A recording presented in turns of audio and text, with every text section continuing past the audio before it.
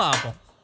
ఓసే బుద్ధిలేందానా, వెతికి వెతికి తెల్ల జుట్టు కట్ చేస్తే వైట్ హెయిర్స్ తగ్గుతాయి గాని నీ వయసు కాదు. నువ్వు మూసుకొని వెళ్ళి తినవే. ఒంటి మీద 3 కిలోల కండలేదు చెప్పడానికి వచ్చేసింది.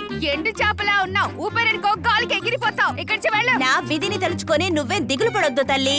నిన్ను చూడ్డానికి వచ్చిన పెళ్లి కొడుకులకి కాఫీ టిఫిన్ పెట్టిన ఖర్చుకి ఒక 10 పెళ్ళుళ్లే చేసుండొచ్చు.